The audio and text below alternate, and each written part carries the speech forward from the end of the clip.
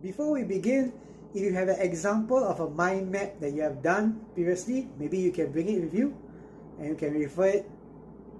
And if not have any mind maps with you, it's fine. Okay, so the number one mistake that people make when they design their own mind map is they have too many words on the branches and the sub branches. So what is the ideal number of words? The best number should be between 1 to a maximum of 5 words. Anything more than that, the mind map becomes just a set of notes. Just like a random set of notes that you always jot down. So there's no need to do a mind map. You're going to go through many words. So if you're doing mind maps, remember maximum of 5 words. Better yet, convert the words into images. Any pictures, any sketches. For example, if you're using the word brain, don't say brain, but draw the brain, right? Images. And the second mistake that people make is the colors of the mind map. They usually have it in black. That's fine, but to make it even better, have at least 3 different colors.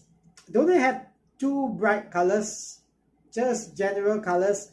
What are the 3 best colors to use for mind map?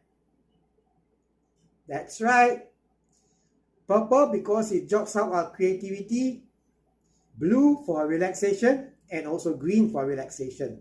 So blue, green, and purple, violet, or whatever shade of purple, right?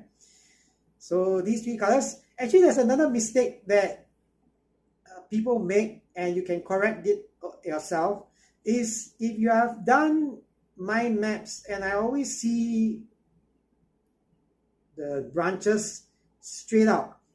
Actually, straight branches allows you to draw and to write down the words a bit clearly, but it's better for our brains if you have it curved a little bit. So you do have curved lines on the different branches and sub branches. And of course, since we are on the topic of mind maps, let me go through some of the basic tips for those of you who are not familiar with some of the basic principles. When you start a mind map, you start right from the center of your page. Have your paper in landscape format and start right in the center and work your way out. So that way you got more space to work with rather than having it in a portrait format. And I know these days there are plenty of apps for mind mapping, but it's always good to have it tangible in paper. Why? Because when you write it out, it registers in your mind better. So if you are doing a mind map, always have it tangibly, unless you really have no choice. Maybe you are on transportation and it's not convenient to write it up, then use your app. And another thing about mind map is that you want to have it really clearly stating what is the key topic right in the center. I always see this mistake. You always have a key topic and then they realize that there's another branch that might have a subtopic, but this can be converted to another key topic. So if that's the case, just do a summary for that sub branch and then use another mind map paper or canvas if you are doing it online and do a main mind map for that particular subtopic.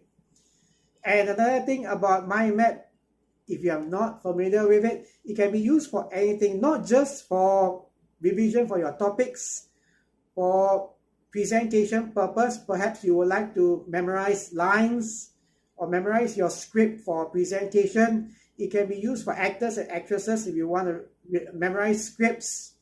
It can be used for meetings if you are brainstorming ideas to solve any kind of challenges. If your department has been tasked to maybe come up with an idea for end of the year dinner and dance, so you can come up with plenty of ideas using mind mapping technique. It's better than just general jotting down on a piece of paper brainstorming because of the creative aspect. For example, when our minds, we think better in images. So when we see in color, when we see shapes, when we see images, we can think more creatively. And remember about the 3 important colors. If you are doing on a side track to mind map, if you are having a discussion or maybe studying for an exam, it's always good to learn in a room that is pastel colors or with the color purple or violet, because it helps you to think more creatively and to come up with better ideas and better solutions. So try this out. I'll do more videos about memory techniques, about methods of memorizing and turning abstract items into images for you to memorize better in separate videos, and more on mind maps. If you have any questions on mind maps, drop me an email. Thank you so much for watching. Do your best in your mind map. Enjoy yourself as well. Thank you. Bye.